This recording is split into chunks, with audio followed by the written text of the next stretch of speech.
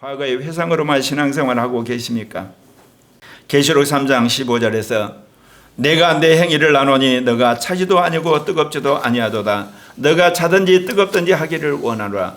주님이 말씀을 하고 있습니다. 이 말씀은 요한계시록 7교회 중에 마지막 라오디게아 교회에 주시는 말씀입니다. 초대교회 당시에 라오디게아는 아주 풍요로운 도시였습니다. 금융과 의학과 의료 산업으로 유명했습니다. 그런데 한 가지 그 도시에 치명적인 약점이 있었습니다. 물이 부족했습니다.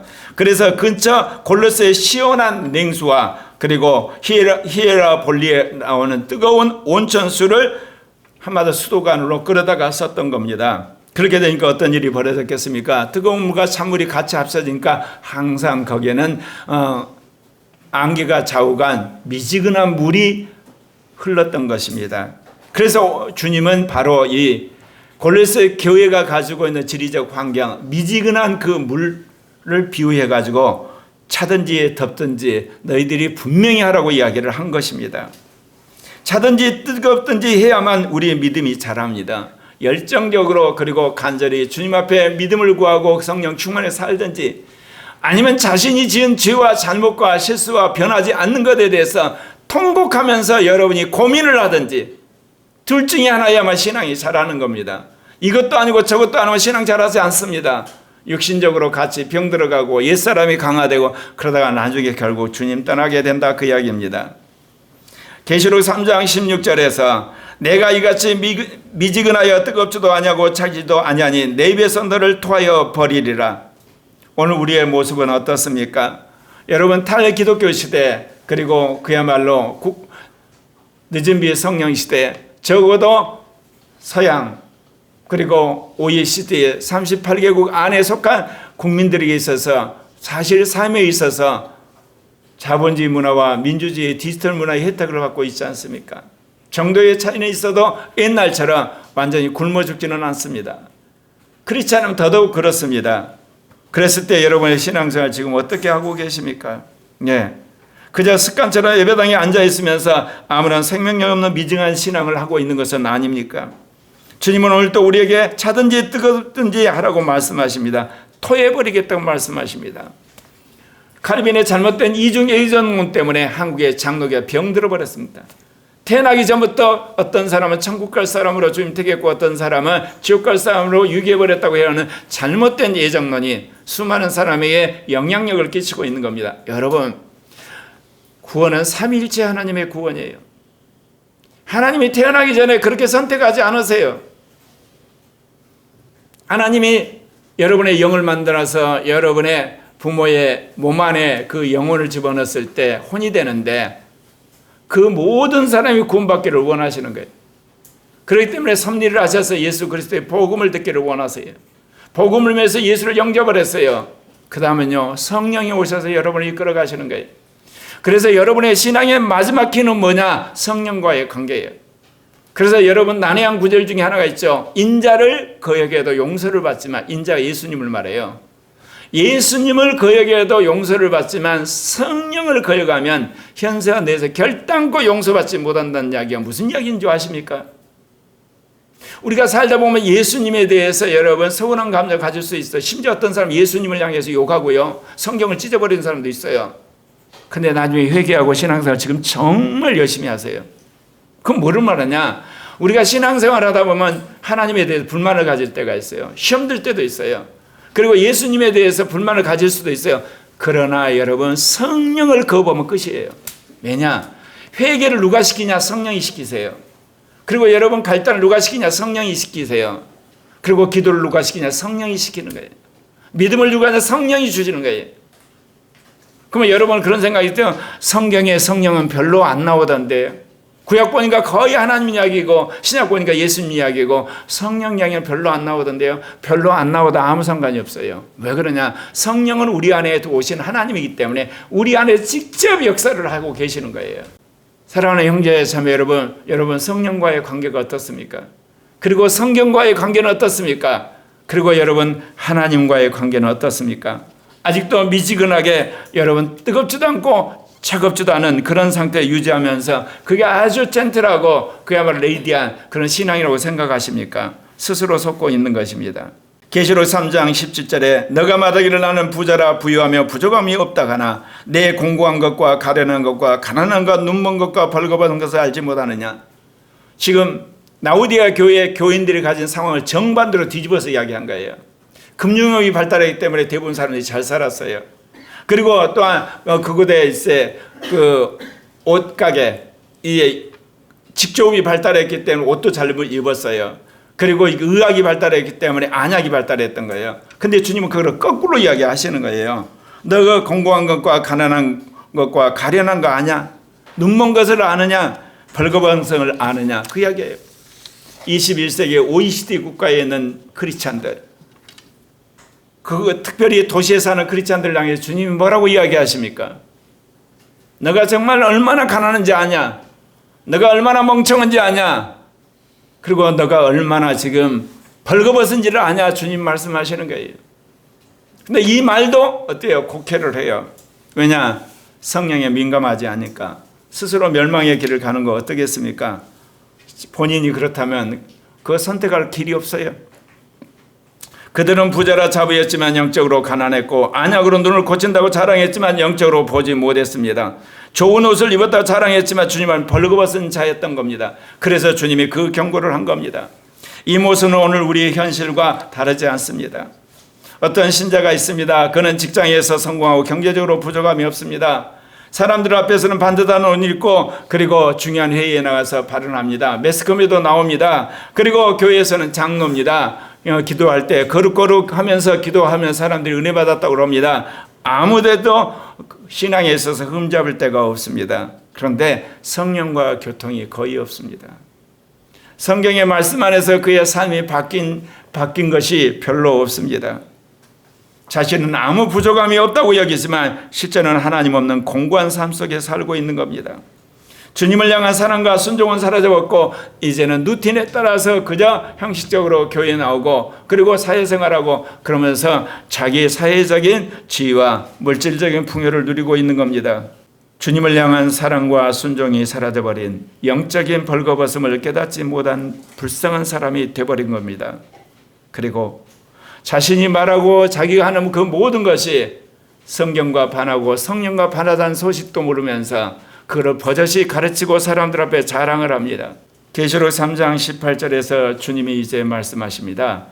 내가 너를 권하노니 내게서 불로 연단한 금을 사서 부유하게 하고 흰옷을 사서 입어 벌거벗은 수치를 보이지 않게 하고 안약을 사서 눈에 발라 보게 하라. 해고 구원론 속에 빠져있는 스스로 믿음을 갉아먹으면서 멸망의 길로 가지 못하는 가는 수많은 사람들을 향해서 주님이 경고한 이야기입니다. 첫째, 불로 연단한 금을 사서 부유하게 하라고 하는 겁니다. 그건 뭘까요? 신의 성품에 참여하는 겁니다. 개신교 구원론이 예수를 믿으며 구원받는다는 이야기했습니다. 기초 잘 놓았습니다. 근데 그 다음부터는 엉터리가 돼버린 겁니다. 왜냐? 성령과 더불어 사는 삶이 빠져버리니까. 제가 늘 이야기했죠. 종교 개혁을 했던 독일 교회가 동성애를 인권이라고 신학적으로 합의를 했습니다. 어떻게 그런 일이 있을 수가 있어요? 여러분, 동성애가 인권이면요, 간음도 인권이 되는 거예요. 도덕질도 인권이 돼버리고, 거짓말도 인권이, 다 인권이 되는 거예요. 그래서 제가 내리는 인권이 있어요. 요즘 인권은 선한 일을 하는 사람은 선한 일이 하는 것이 인권이고, 도둑질하는 사람은 도둑질하는 것이 인권이고,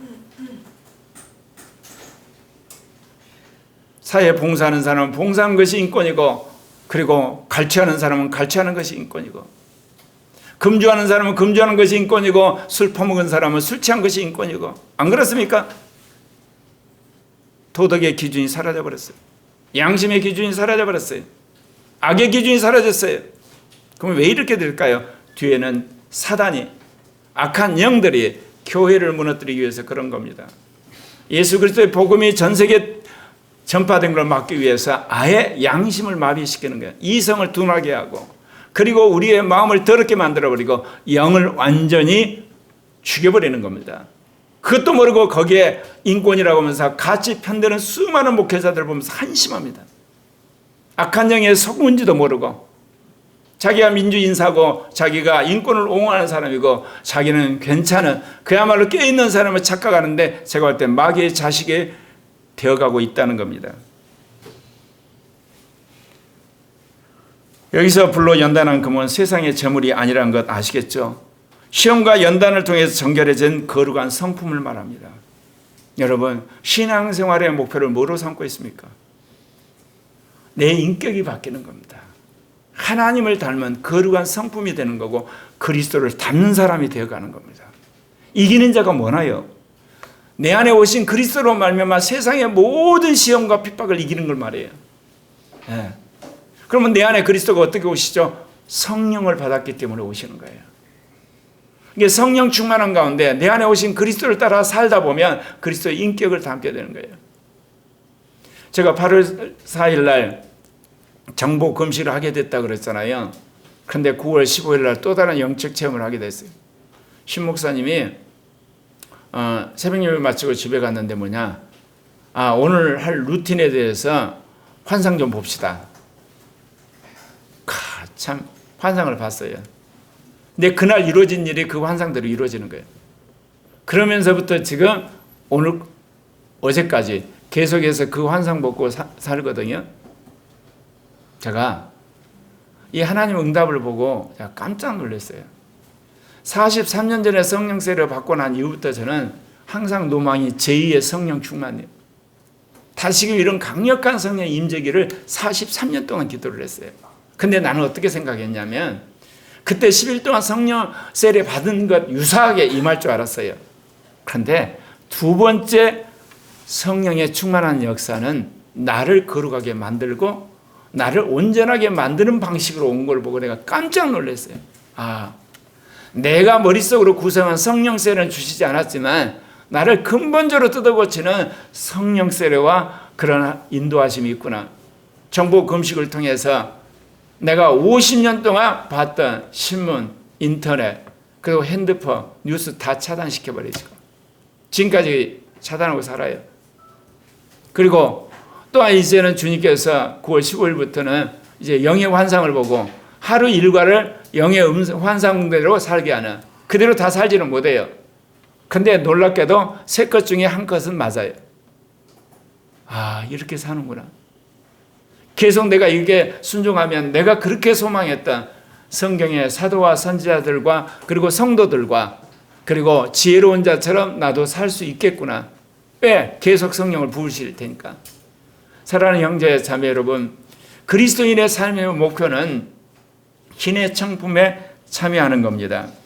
베드로 후서 1장 4절에 이랬습니다. 이로써 그 보배롭고 지극히 큰 약속을 우리에게 주사 이 약속으로 말미암아 너희가 정욕 때문에 세상에 썩어질 것을 피하여 신성한 성품에 참여한 자가 되게 하려 하셨느니라. 여러분, 썩어질 것을 피해서 우리가 이제 경건한 신의 성품에 참여하는 자가 돼요. 그래서 베드로후서 1장 5절 7절에서 뭐라고 이야기합니까? 우리 함께 같이 읽을까요?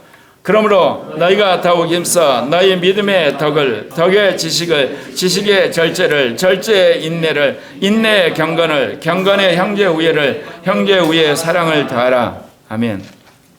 여러분, 믿음은 이미 아시잖아요. 예수 그리스도를 믿고 성경 말씀을 믿는 그 믿음의 덕을 세운다는 이야기는 다른 사람을 위해서 자기가 희생하는 걸 말해요.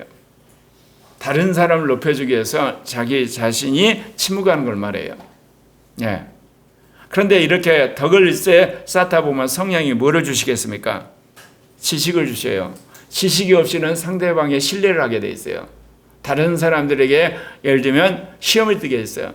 요즘 시대는 글로벌 시대고 디지털 시대잖아요. 다운화 시대니까 상대방을 만나서 여러분이 말하려고 하시면 안 돼요. 상대방이 말하도록 하셔야 돼요. 왜 그러냐면 자기는 안다고 이렇게 열심히 여러분 그 사람 앞에서 나름대로 자랑을 했는데 알고 보니까 그 사람은 거기에 박사학위 받은 사람이야. 얼마나 그 사람이 내 이야기를 들으면서 인내를 했을까 생각하면 까무러치는 거예요. 말도 안 되는 소리를 내가 한 거니까. 내 앞에서 수많은 사람이 무슨 이야기 할 때마다 성령 운동하면 내가 속으로 그렇거든요. 언제 끝나나.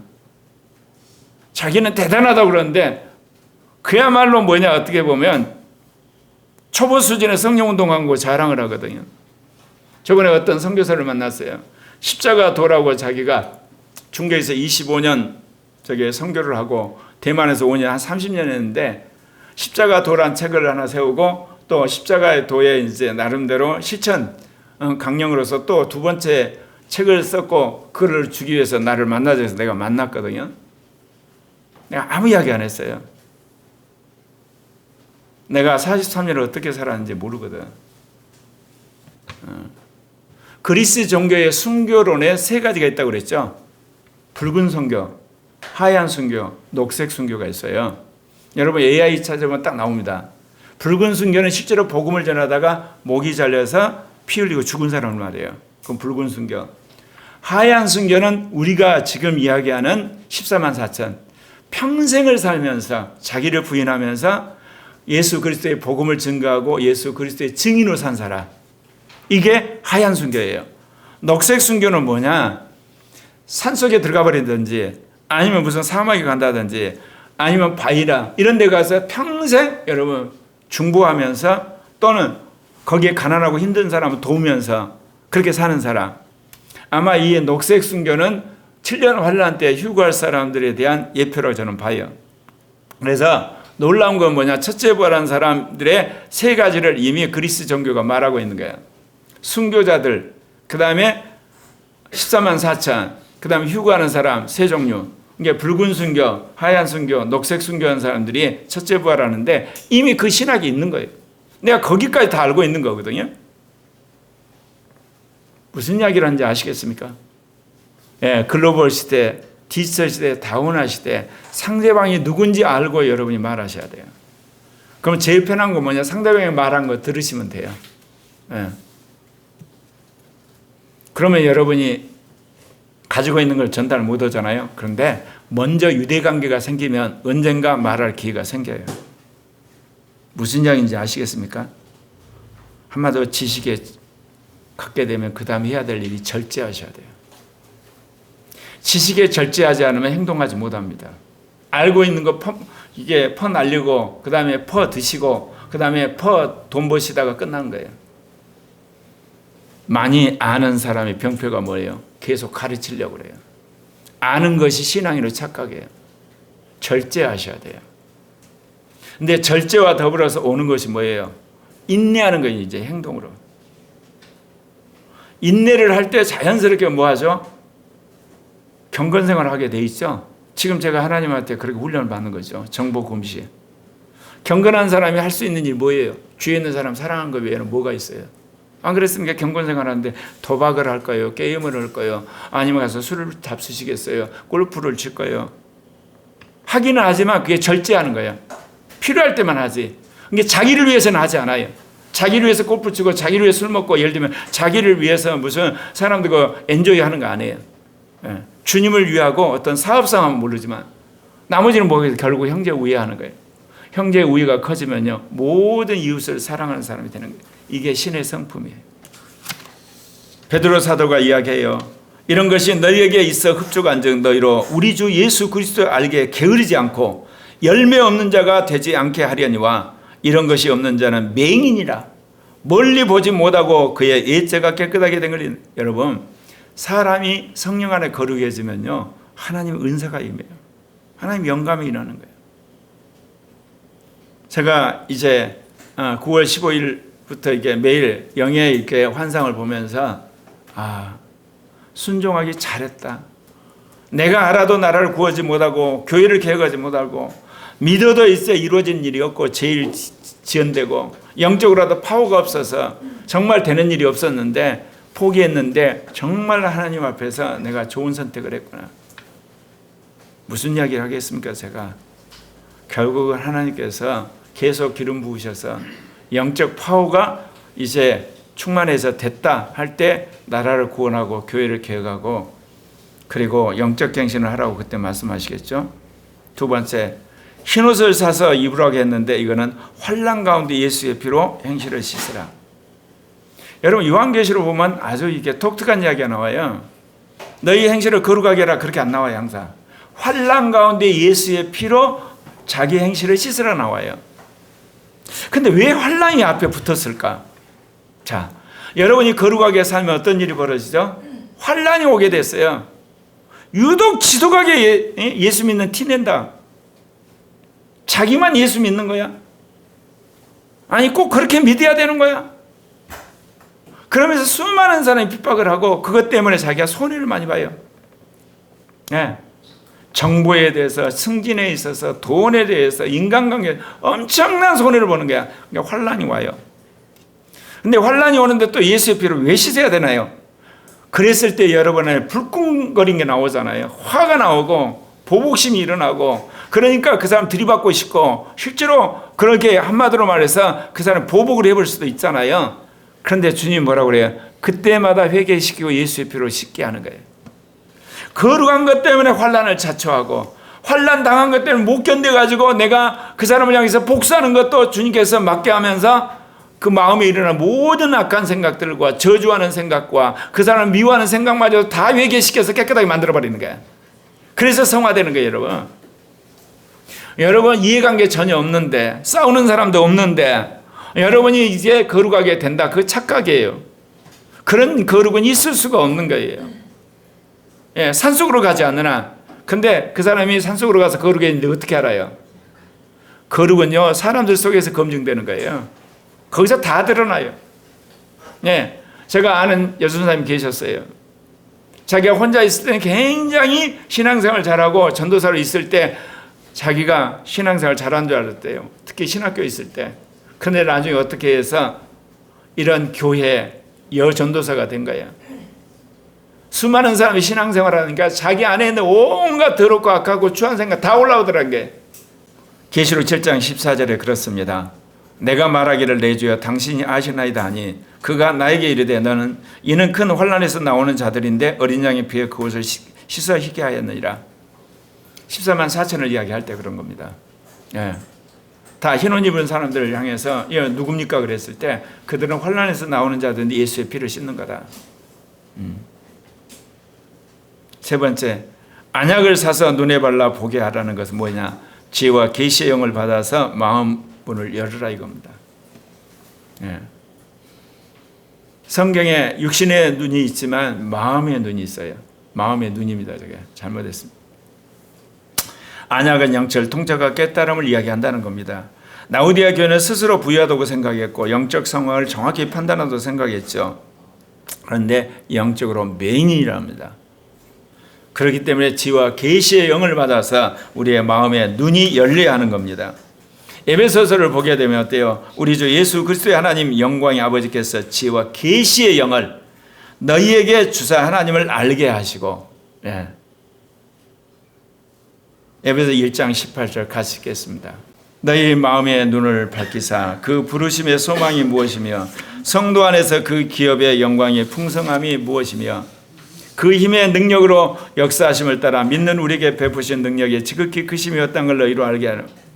제가 우리 청년들이나 청소년 어린아이를 보면서 정말 아탄 거, 특별히 청년들, 코리아교회 하나님 이기는 자의 말씀을 주셨잖아요. 하나님의 종들의 말씀을 주셨죠. 제2 종교개혁의 말씀을 주셨죠. 근데 안 믿는 거예요. 난 정말 우리 청년들이 그걸 믿기를 원해요. 저는 이렇게 화양동에서 지층에서 이렇게 예배드리지만 여러분이 이 말씀을 믿고 여러분 준비하게 되면 여러분 정말이에요. 비행기 타고 5대양 6대주를 돌아다니면서 하나님 말씀을 전하는 날이 와요. 근데 안 믿죠, 여러분. 왜? 30년 동안 지켜봤는데 목사님 무슨 이야기예요? 처음이나 끝이나 똑같던데. 근데 처음하고 끝하고 다른 게 있어요. 말씀이 달라졌어요. 또 하나 고영성 목사가 달라졌어요. 그러면 되는 거 아니에요? 모세가 미디안 광야에서 하나님 훈련을 40년 받았어요.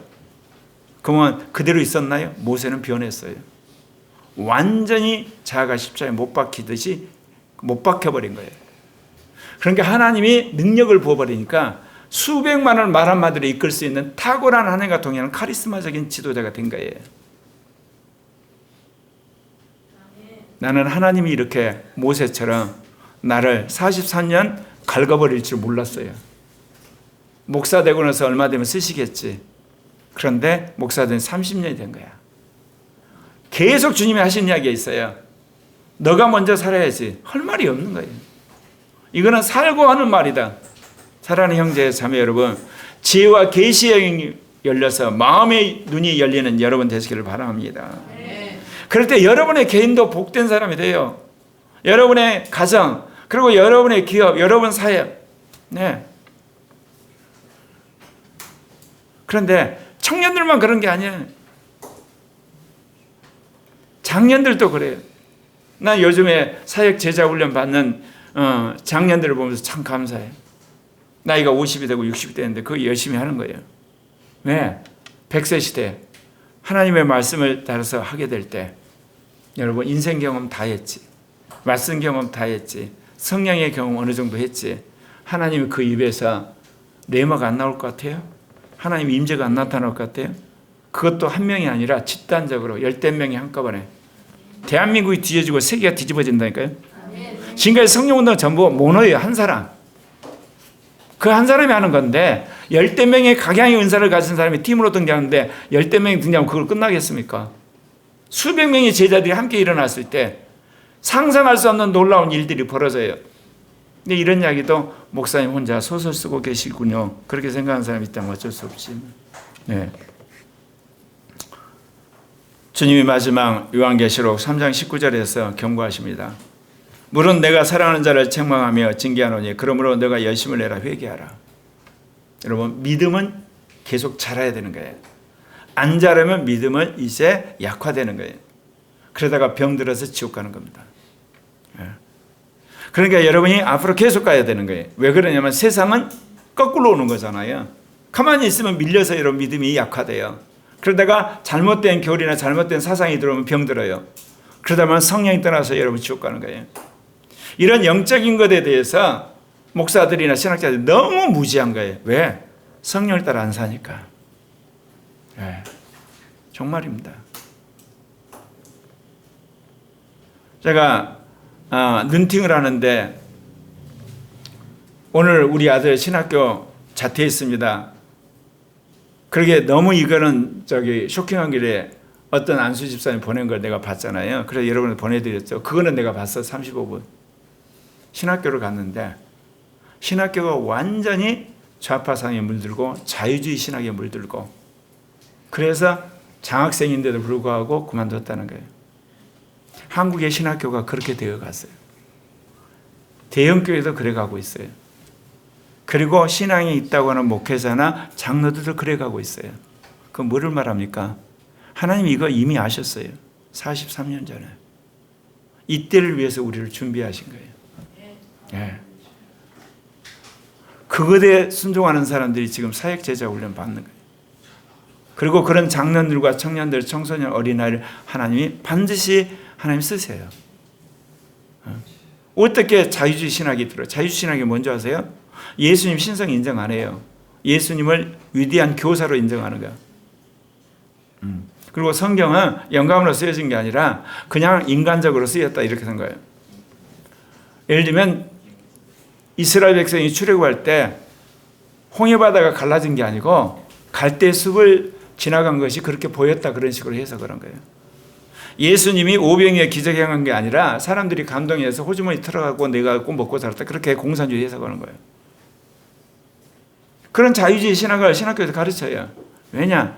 그들이 성령을 안 받았기 때문에 성경대로 해석할 수가 없는 거예요, 여러분. 불가능하지, 그거는. 양심에 반하는 거지, 자기. 그래서 하나님이 이것을 개혁하기 위해서 사는 신학자, 사는 목회자, 사는 교인을 만든 제3의 교회, 제3의 임마누엘 신학교, 임마누엘 복음단을 준비하고 있는 거예요. 책망은 주님의 사랑에 비록된 경고입니다. 여러분, 주님이 버린 사람은 책망도 안 씁니다. 징계도 안 씁니다. 아예 내버려 둬버립니다. 여러분, 그래도 책망할 때, 징계할 때는 회개 가능성이 있고 구원 가능성이 있기 때문에 하는 거예요. 그러니까 여러분 누구한테 야단 맞고, 여러분 누구한테 여러분 찔림 받고, 여러분 누구한테서 채찍질 당할 때요, 감사해야 돼요. 아, 하나님이 나를 사랑하셔서 나를 천국 보내려고 그러시는 거 정말입니다. 저는 누가 이렇게 비판하면요, 처음에는 그렇죠. 왜 그렇지 그렇지만 항상 그래요. 아, 하나님이 더 온전케 하려고 그러시는구나. 주님의 목적은 단순히 벌을 주려는 것이 아닙니다. 사랑하는 자를 바로 세우고 영적 회복과 열심을 이루어서 이기는 자와 첫째 부활에 참여한 자를 만들기 위한 주님의 루틴입니다. 영생은 과거의 신앙생활 울고 먹고 사는 것이 아니라 오늘 그리스도 안에서 영생을 누리는 것입니다. 살아있는 신앙은 나는 죽고 주님이 사심으로 그리스도의 인격을 날마다 닮아가는 겁니다. 주님 앞에서 심판받는 것을 생각하면서 자신이 하루 돌아본 것을 생각하면서 회개하고 결단하는 겁니다. 그리고 또한 이제 세상과 교회 가운데서 내가 세상의 논리가 아니라 교회와 성경의 말씀에 따라 세상을 역주행하는 겁니다. 주님이 주신 능력과 권능과 파워와 창조적인 능력으로 기도하겠습니다.